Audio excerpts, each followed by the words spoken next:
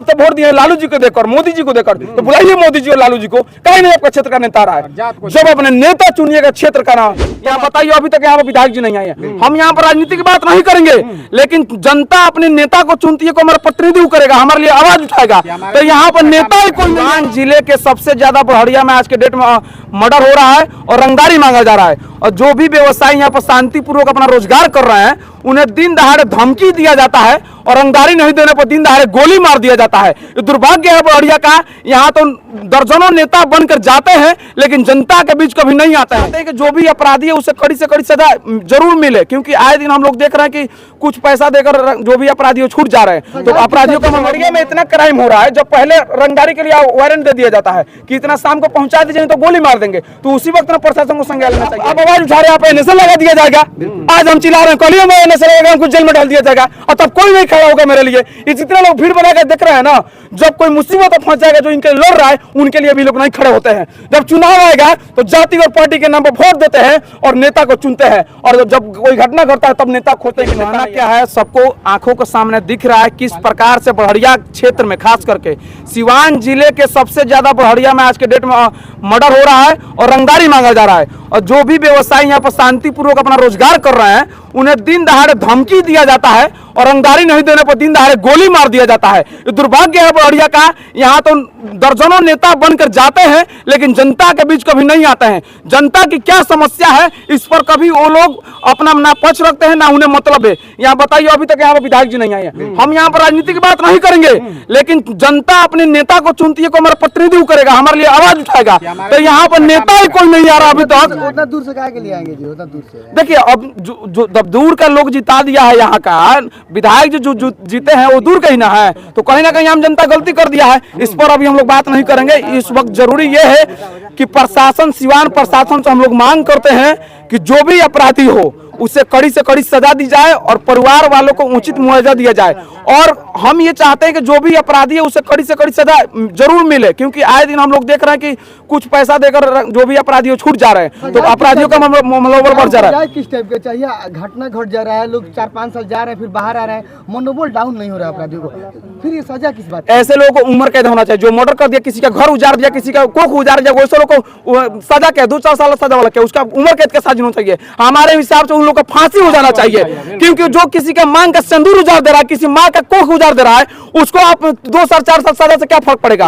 उसको फांसी होना चाहिए। भी उसकी पत्नी प्रेग्नेंट है। उस बच्चे का कौन अब जिम्मेदार लेगा? क्या प्रशासन जिम्मेदार लेगी, सरकार जिम्मेदार लेगी, विधायक जिम्मेदार लेंगे? राहुल भाई, क्या आपको नहीं लगता है कि यहाँ पर प्रशासन की बहुत बड़ी चूक है? देखिए, पहले भी यहाँ पर हमला हो चुका था, पहले भी इस दुकान पर हमला हो चुका था। आपको नहीं लगता है कि प्रशासन के यहाँ पर एक करके सवाल कीजिए?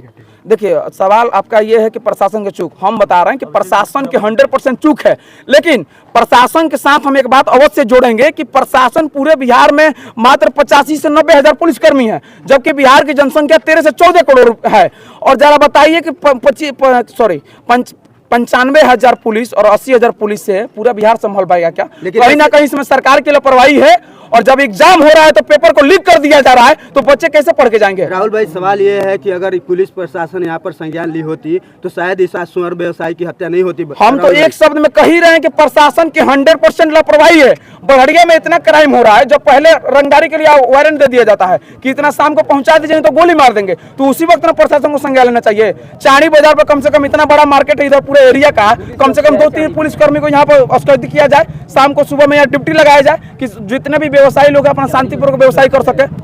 राहुल भाई, बहुत बड़ी बात यह है कि पुलिस चौकी कुछ ही क्षणों पर है, कुछ ही दूरी पर है, उसके बावजूद भी इस देखिए, मिला एक शब्द में इतना जान लीजिए, बिहार की जितनी भी पुलिस है वो दारू खोजने में व्यस्त है, दारू खोजने में व्यस्त है, उसमें भी विफल है। यूट्यूबरों में अब आवाज उठा रहे हैं, एनएसए लगा दिया जाएगा।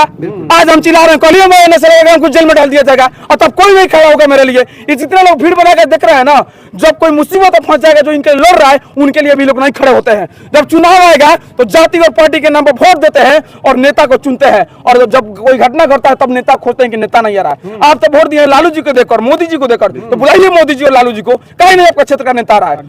जब अपने नेता चुनिएगा क्षेत्र का नाम, तब आपके लिए कोई खड़ा होगा। तत्काल इन परिवारों के लिए क्या किया जाना चाहिए? तत्काल हमारे इन परिवारों के लिए उचित मुआवजा देना चाहिए और इनका जो दुकान है वहाँ पे एक सुरक्षा कर्मी देना चाहिए ताकि ये लोग शांतिपूर्वक अपना व्यवसाय कर सके। लाइसेंस के पहले भी अप्लाई किए थे लेकिन इनको लाइसेंस नहीं दिया जा रहा, दिक्कत ये है। लाइसेंस इनको लाइसेंस आज मिल गया होता तो शायद नौबत आज की डेट में नेता के काफिले में 20-20 को राइफल चलता है जो कि जनता के बीच में जिसको रहना है, लेकिन जो मजबूती से व्यवसाय कर रहा है, जबकि आवेदन देने के बाद, एप्लीकेशन देने के बाद में उनका लाइसेंस नहीं हो रहा है। ये दुर्भाग्य की बात है। जितना भी बड़े व्यवसायी हैं, मजबूत व्यवसायी हैं, जो एक बार आवेदन दे रहे हैं, व्यवसायी को तुरंत के तुरंत लाइसेंस पास होना चाहिए 1 महीने के अंदर।